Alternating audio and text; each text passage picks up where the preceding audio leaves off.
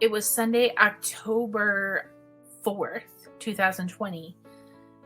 And we awoke that morning preparing to go to church. And my children wanted to go to the normal liturgy that we would go to. So we were preparing ourselves, and there was just a sadness, just deep sadness in the family and the home. And we just struggled to really put ourselves together. We were daily liturgy or mass attendant. We would go every day, other than if my husband, it would overlap with my husband's work schedule in the evening, and it was at evening time. We couldn't get to the daytime in another church. But it was the first time we were going to physically face other people. And that was going to be hard, because it meant I'd have to share the story over and over and over, and I'd have to experience the people and the way they express themselves, not knowing how they would express themselves. People don't understand how to express themselves. They didn't even know what was going on because it wasn't shared what was going on with my husband and all of these things that were happening. We kept things pretty quiet just to figure things out. So my husband was at the hospital, and I knew he couldn't receive Holy Communion. I knew that he had been anointed and that his soul is prepared. So one of his traditions, he was a server, an adult server, and they call it an acolyte. And he would serve every day, even on Sundays, sometimes 2 liturgies on Sunday. And he would serve. And so it was his tradition to offer Holy Communion up for somebody. And many times it was for us. And so this time,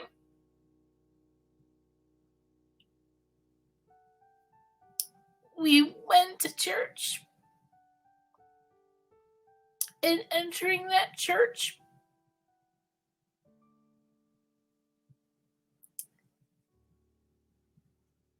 without my husband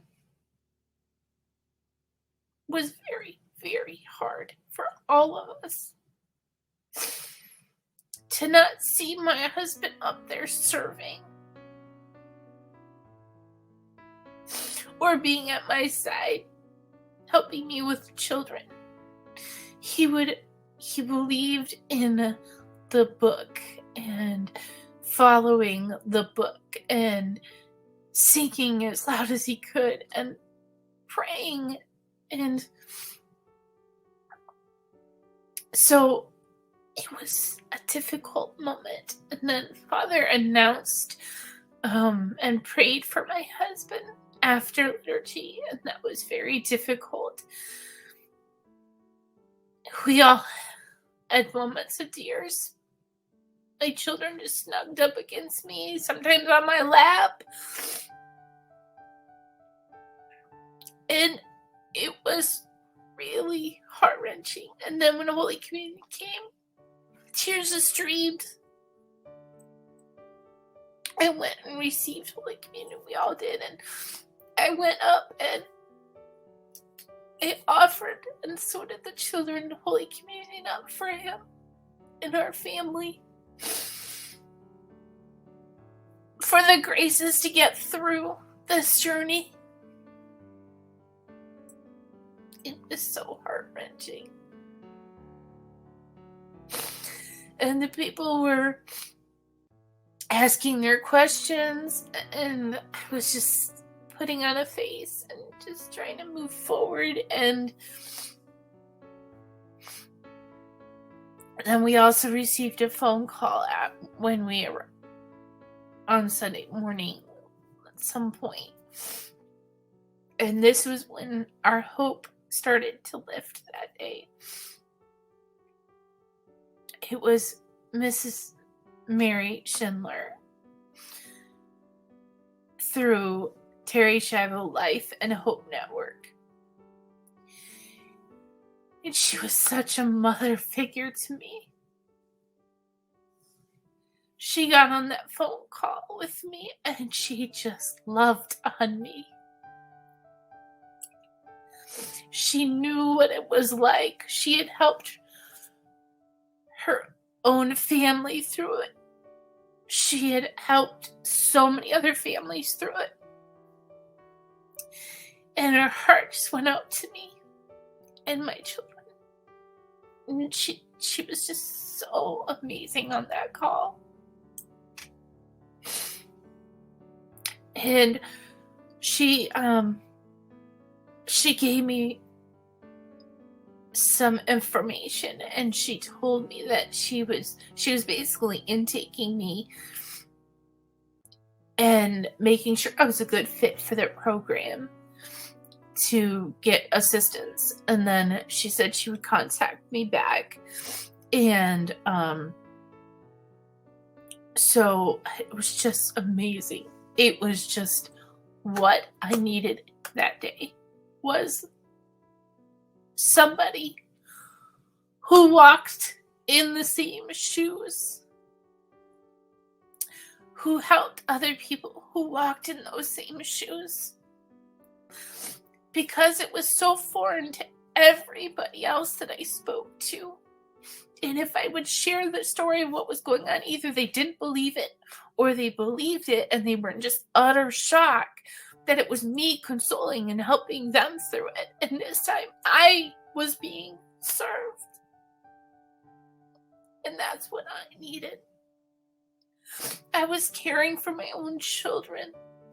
I was caring for them and nurturing them and hugging them and just doing everything possible to love on them. I was consoling other people. I was caring for all the medical and all the details.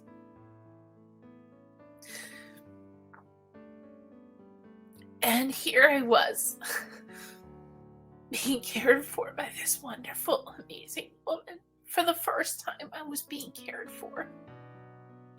And my husband, I knew, would be cared for.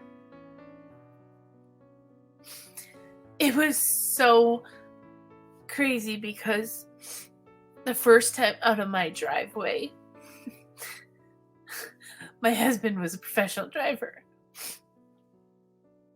And the first time out of my driveway is we're up on a hill and I was backing down and I landed in these bricks that were protecting the ditch drainage pipes. And my wheel was spinning and spinning and spinning.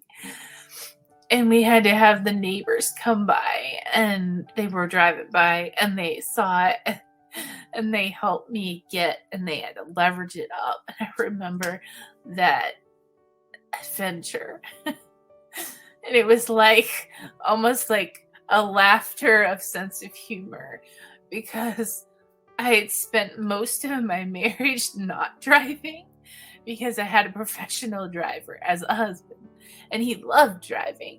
So it was only when he was exhausted that I would drive. And even then, when he was exhausted, he wouldn't let me drive.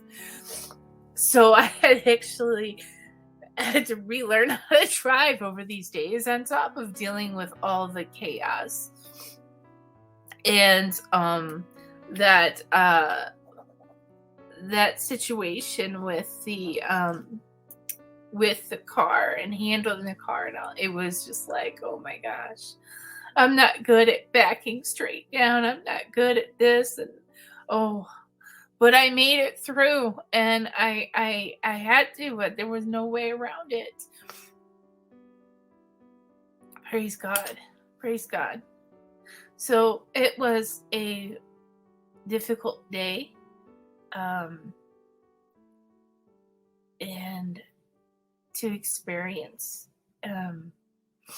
all the people, all their questions, all their comments,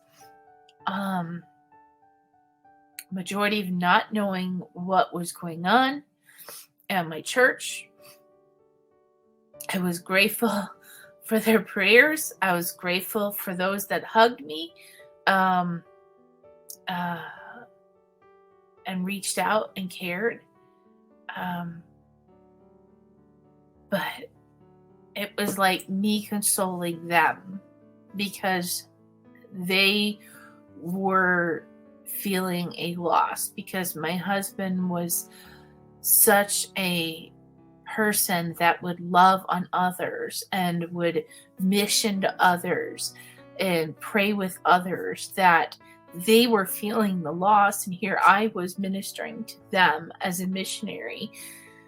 And so it was really an interesting experience for me.